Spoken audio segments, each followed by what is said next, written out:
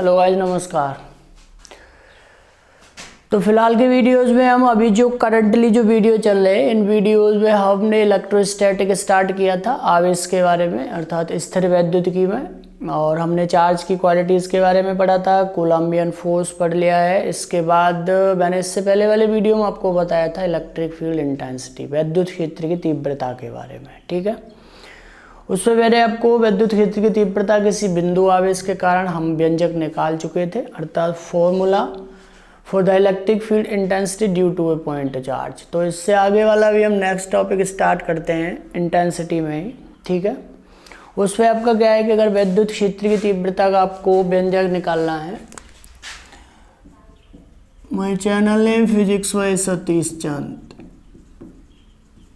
तो यहाँ से आपको समझना है। आज का हमारा पहला टॉपिक मैं आपको बताता हूँ, समझना अच्छे से। आवेश के सतत वितरण के कारण विद्युत क्षेत्र की तीव्रता, ठीक है ना। तो यहाँ पे आपको निकालना है, आज हमारा पॉइंट है intensity due to continuous charge distribution. तो इससे पहले वाले पॉइंट में क्या था कि हमने जो विद्युत क्षेत्र की तीव्रता ज्ञात की थी वो एक पॉइंट चार्ज के कारण ज्ञात की थी, अर्थात एक बिंदु आवेश के कारण।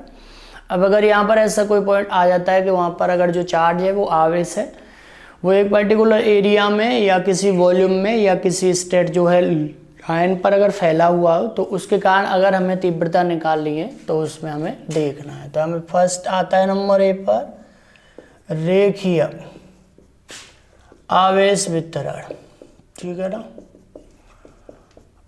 आवेश वितरण का अर्थ तो आपको पता ही है कि मतलब आवेश जो एक बिंदु पर होने के बजाय कहीं पर फैला हुआ हो।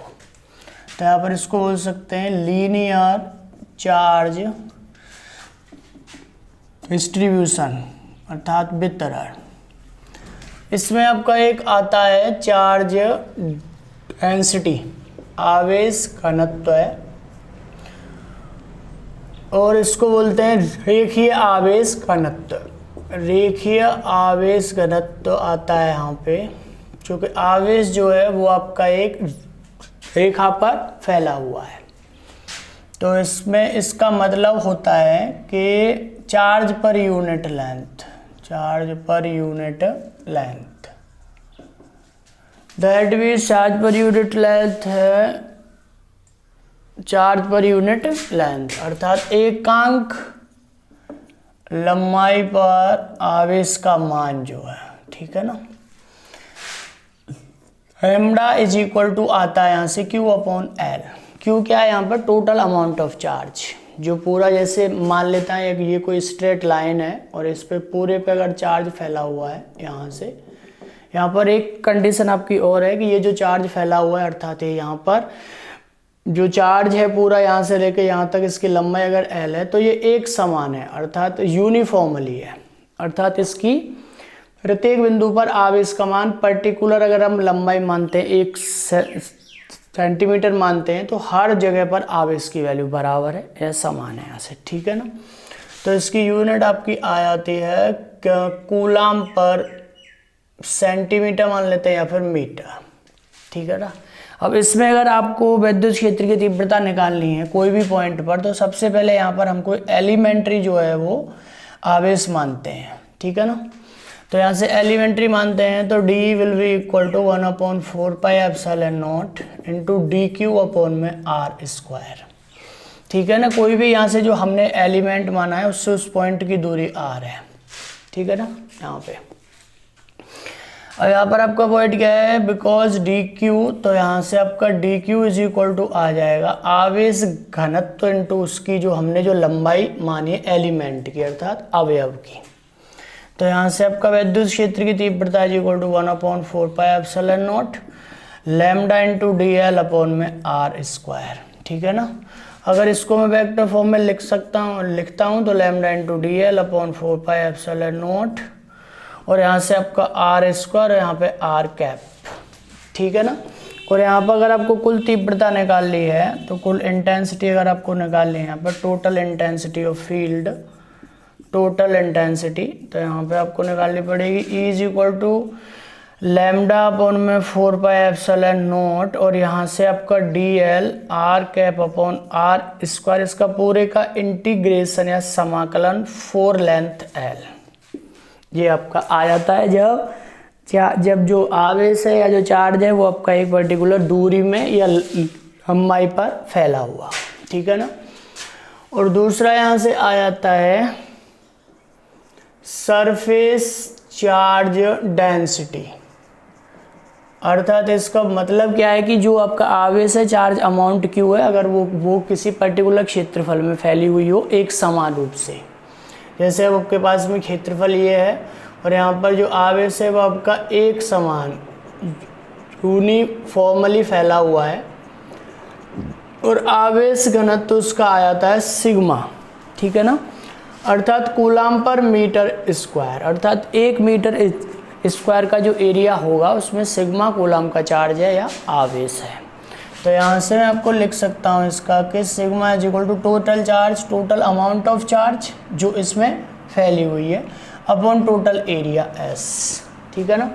तो यहाँ से अगर आपको इंटेंसिटी निकालनी है तो वो ही कंडीशन आ जाती है 1/4 पाई एप्सिलॉन नॉट, और यहाँ से अगर आपको एलिमेंट्री एरिया ds मानते हो तो ds में जो चार्ज की अमाउंट आएगी आपकी dq, वो आपकी आएगी ds इंटू सिग्मा, अर्थात जो आपके पास में चार्ज डेंसिटी है multiplied by the area of the element, जो आपने अवयव माना है, जो छोटा आपने क्षेत्रफल माना है, उसका एरिया का आपका इसमें मल्टीप्लाई हो जाएगा। तो यहाँ से आपकी इसकी वैल्यू आ जाएगी आपकी, तो यहाँ से सिग्मा और यहाँ से आपका ds अपॉन में R square into R cap vector, और ये आपका समाकलन अर्थात total integration for the area S।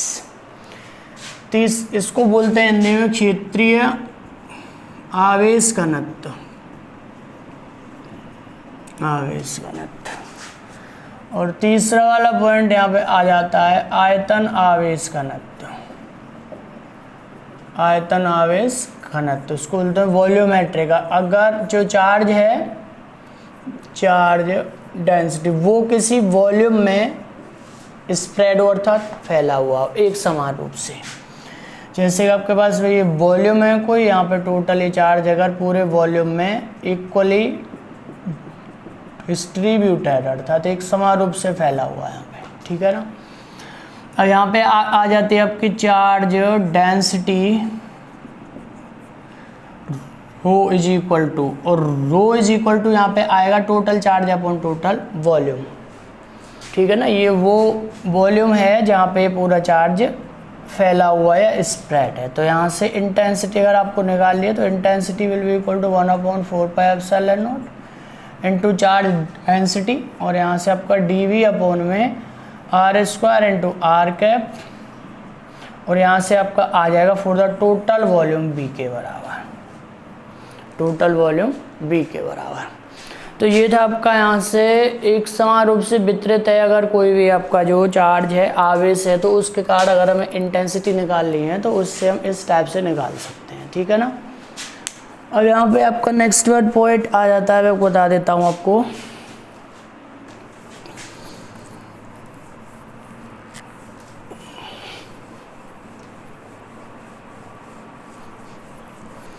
इसके बाद में इलेक्ट्रिक डाइपोल से इंटेंसिटी निकालनी है, लेकिन उससे पहले आपको इलेक्ट्रिक डाइपोल के बारे में जानना पड़ेगा।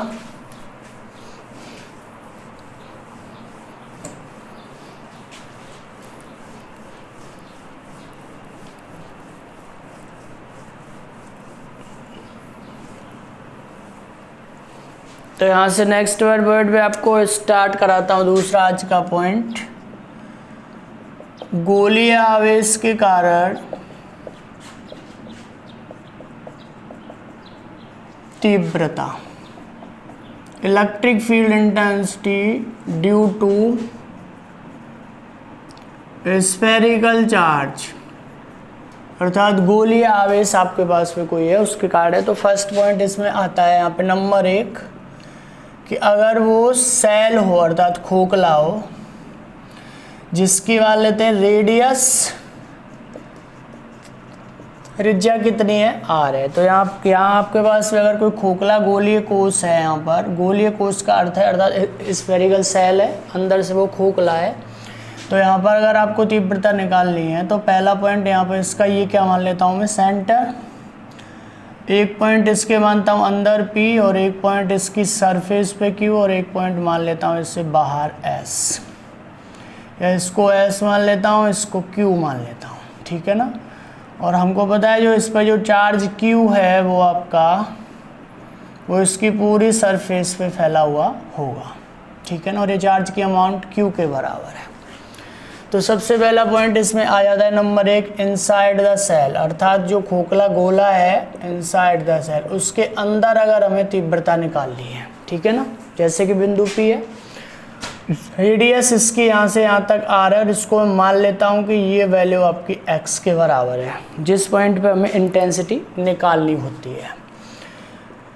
इनसाइड द सेल का अर्थ है उस खोखले गोले के अंदर। तो यहाँ से आपको समझना क्या है, चूँकि गोलीय कोश के अंदर जो है, गोलीय कोश के अंदर इनसाइड द सेल जो चार्ज की अमाउंट है इट विल बिकम 0, ठीक है ना। तो यहाँ से आपका इंटेंसिटी विल आल्सो बिकम 0, क्योंकि 1/4 पाई एप्सिलॉन नॉट और Q अपॉन अगर x स्क्वायर करते हैं तो अगर Q की वैल्यू 0 है तो इनसाइड द सेल अर्थात P पॉइंट पर या अंदर कोई भी पॉइंट हो, कहीं पर भी वहाँ पर इंटेंसिटी विल भी 0, वहाँ पर तीव्रता की वैल्यू 0 होती है, ठीक है ना। तो अगर कोई भी आपके पास में खोखला चालक है या कंडक्टर है, हॉलो है, अगर वो खोखला है तो उसके अंदर कोई भी पॉइंट पर जो विद्युत क्षेत्र की तीव्रता होती है वो 0 होती है, क्योंकि उसका टोटल चार्ज उसकी सरफेस पे होता है। बी पॉइंट है, अगर हम बात करते हैं कि एट द सरफेस, उसकी सतह पर, और सतह पर अगर हम बात करते हैं तो अगर इस पॉइंट पे आ जाते हैं तो इस पॉइंट को मानते हैं कि जो इसका टोटल चार्ज है वो इसके सेंटर पर केंद्रित है, ठीक है ना। तो यहाँ पर अगर आपको तीव्रता निकालनी है तो ES = 1/4 pi epsilon not, total charge की अमाउंट Q है अपॉन R स्क्वायर के बराबर है, ठीक है ना। और C पॉइंट है आउटसाइड द सेल, जो सेल है उससे बाहर, मतलब गोले से बाहर अगर आपको निकालनी है, गोले से बाहर, इस जगह पर अगर आपको निकालनी होती है यहाँ पर तीव्रता, तो आउटसाइड द सेल, तो बाहर के, यहाँ पर अगर बाहर का कोई पॉइंट है तो यहाँ पर भी हम यही मानते हैं कि जो इसका जो टोटल चार्ज है वो इसके सेंटर पर सेंटर्ड है, अर्थात इसके केंद्र पर केंद्रित है, और दूरी में इसको मान लेता हूँ कि x है, ठीक है ना। तो यहाँ पर इसमें क्या है कि amount of charge will be equal to Q के बराबर ही, और यहाँ से आपकी इंटेंसिटी जो है वो intensity at point Q will be equal to 1/4 pi epsilon naught और Q अपॉन x स्क्वायर।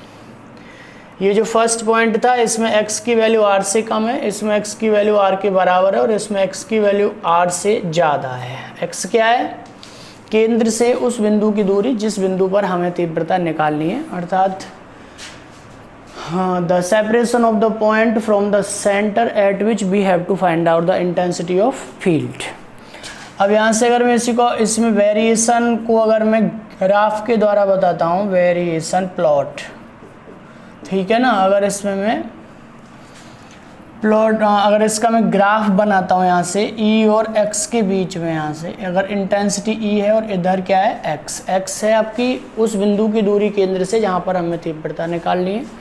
तो जब तक x की वैल्यू स्मॉल r के बराबर होती है तो इंटेंसिटी की वैल्यू 0 होती है। तो यहाँ पर आपकी इंटेंसिटी इस पॉइंट तक इट विल बी 0, यहाँ तक, ठीक है ना, इस पॉइंट पर, और ये वाली इंटेंसिटी आपकी, और ये इंटेंसिटी सबसे ज़्यादा भी अब जब ये x = r पे आ जाता है, यहाँ तक आपका x की वैल्यू r से कम है और यहाँ पर आपकी x की वैल्यू r के बराबर है इस वाले पॉइंट पर, तो इंटेंसिटी की वैल्यू सबसे ज़्यादा होती है, ठीक है ना। अगर यहाँ मतलब यहाँ पर इंटेंसिटी विल बी मैक्सिमम, और इसकी value Q/4 pi epsilon not r square के बराबर है। अब इससे आगे जैसे जैसे x की वैल्यू बढ़ती है तो E की वैल्यू कम होती जाएगी, इसके आगे दोबारा ये आ जाता है, ठीक है ना। यहाँ आपकी x की जो वैल्यू है वो r से ज़्यादा है, यहाँ r से कम है और यहाँ x के r के बराबर है। तो यहाँ आपका क्या है कि इस इधर से लेकर के e is inversely to x square, जैसे जैसे x की वैल्यू बढ़ती है वैसे वैसे आपकी e की वैल्यू कम होती जाएगी। तो ये था आपका variation of intensity of field with x from the centre, अर्थात केंद्र से जो है वो दूरी के साथ विद्युत क्षेत्र की तीव्रता में परिवर्तन जब कोई गोलीय कोश हो आपके पास में, ठीक है ना। इससे आगे अभी नेक्स्ट वन स्टार्ट करते हैं।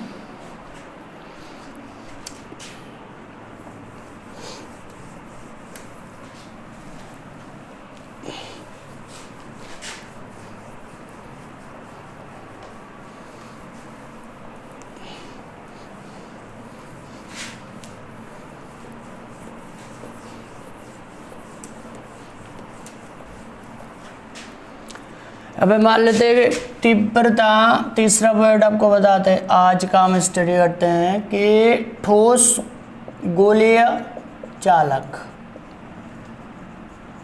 के कारण तीव्रता। यहाँ पे आपका ये वाला पॉइंट है, तो intensity due to solid spherical charge, ठीक है ना। तो यहाँ पर ये क्या है आपका, ये कोई स्फीयर है और ये सॉलिड है अर्थात ठोस है, तो इसके अंदर पूरे में यहाँ पे चार्ज जो है वो यूनिफॉर्मली बटा हुआ है अर्थात फैला हुआ है यहाँ से लेकर यहाँ तक, ठीक है ना।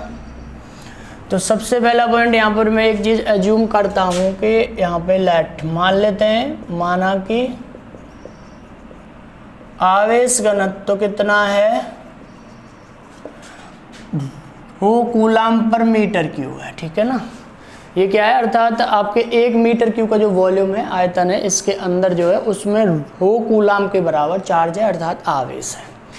अगर मैं अब इसमें अंदर वाले पॉइंट की बात करता हूँ, यहाँ पर कोई पॉइंट P है दूरी x पे, उस पर अगर मुझे निकालना है तो सबसे पहले ये जो x दूरी में रेडियस का जो स्फीयर होगा इसके द्वारा कितना चार्ज जो है वो एनक्लोज्ड होगा अर्थात इसमें कितना आवेश समाहित है, क्योंकि जो आउटर मोस्ट वाला जो चार्ज है, जो इससे बाहर वाला आवेश है, वो एक दूसरे के अपोजिट में और इक्वल में, तो इंटेंसिटी विल बिकम 0। तो अगर कोई अंदर बिंदु की बात करते हैं तो यहाँ पर जो अंदर, जो इससे अंदर वाला चार्ज है वो ही हमारे लिए इफेक्टिव होता है, और इसको हम मानते हैं कि ये इसके सेंटर पर यहाँ पर केंद्रित है, ठीक है ना। तो सबसे पहले निकालना है कि x त्रिज्या रेडियस के गोले या स्फीयर में आवेश का मान, amount of charge inside the small sphere. तो यहाँ से Q dash is equal to total volume of the smaller sphere into density, और यहाँ पर टोटल अमाउंट ऑफ चार्ज में मान लेता हूँ Q और इसकी रेडियस मान लेता हूँ R के बराबर, ठीक है ना। तो यहाँ से Q dash will be equal to V dash, क्या है यहाँ पे वॉल्यूम ऑफ स्मॉलर स्फीयर, तो 4/3 पाई x क्यू, ठीक है ना, 4/3 पाई x क्यू इनटू। अब ये जो मैं डेंसिटी है, घनत्व है, ये क्या है आपका total charge upon total volume 4/3 पाई r क्यू। इसको काट देता हूँ तो QX अपॉन में RQ, ये क्या है आपका amount of charge inside the smaller sphere, जो आपके पास छोटा जो गोला है उसके अंदर का आवेश है। तो देयरफॉर यहाँ से निकालता हूँ, इसलिए विद्युत क्षेत्र की तीव्रता intensity of field at point P will be equal to 1/4 pi epsilon naught, और यहाँ से Q डैश अपॉन में x स्क्वायर। तो यहाँ से 1/4 पाई एप्सिलॉन नॉट आपकी Q डैश की वैल्यू आ जाएगी QX अपॉन में RQ अपॉन में x स्क्वायर। इसको काटता हूँ यहाँ से, तो at point P intensity of field P will be equal to Q/4 pi epsilon not RQ into x। तो यहाँ से आपका ये जो पूरा स्टेप है, ये जो पूरा टर्म है, ये कांस्टेंट है। तो यहाँ से आपका क्या है कि जो स्फीयर के अंदर जो इंटेंसिटी है अर्थात गोले के अंदर जो विद्युत क्षेत्र की तीव्रता है वो दूरी के समानुपाती है, अर्थात directly to the separation of point from the centre, अर्थात केंद्र से जो बिंदु है उसकी दूरी के जैसे जैसे बढ़ेगी तो इंटेंसिटी भी बढ़ती चली जाएगी, ठीक है ना। और दूसरा यहाँ पे निकालना, ये फर्स्ट पार्ट था। बी पार्ट में एट द सरफेस हमें उसकी जो सतह पर निकालना है, और सतह पर क्या है आपका, x will become equal to r। तो यहाँ से एट पॉइंट s, ये अगर कोई भी बिंदु यहाँ पे मैं मान लेता हूँ s है, तो यहाँ से आपका ये बन जाएगा q अपॉन 4πε0, यहाँ पर r है और अपॉन में rq, ठीक है ना। तो q अपॉन 4πε0 और यहाँ पे r स्क्वायर के बराबर, ये कहाँ है, सतह पर। और कोई भी आउटर मोस्ट पॉइंट पे अगर मैं जाता हूँ तो वो ही कंडीशन आपकी आ जाती है कि ये जो बाहर वाला पॉइंट है, इसके लिए ये जो पूरा आवेश है, पूरा चार्ज है, वो इस हिसाब से काम करता है कि ये जो पूरा है वो इसके सेंटर पर केंद्रित है, ठीक है ना।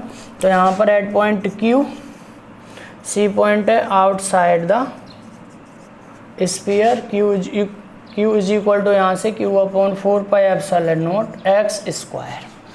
यहाँ पे x is equal to r है आपका, जब वो सरफेस पर हो। यहाँ पे x की वैल्यू r से कम है और यहाँ पे x की वैल्यू r से ज़्यादा है, ये पॉइंट्स आपके।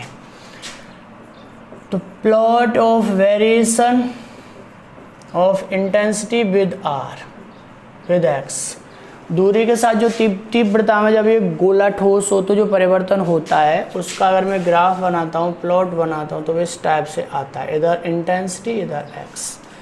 अंदर क्या है कि जो तीव्रता है वो दूरी के समान अनुपाती है, तो ये इस टाइप से बढ़ती जाएगी।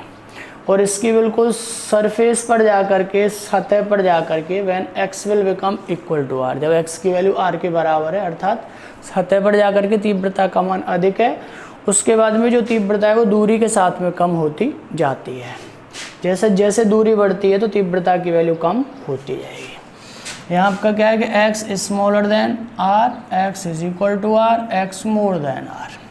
यहाँ पर इंटेंसिटी की वैल्यू मैक्सिमम होती है, ई मैक्सिमम है यहाँ पे, ठीक है ना। और इस टाइप से आपका ये variation of E with r। इसके बाद जो इंटेंसिटी के नेक्स्ट पॉइंट्स हैं वो आपको मैं आगे वाले वीडियो में बताऊँगा। Okay guys, thank you.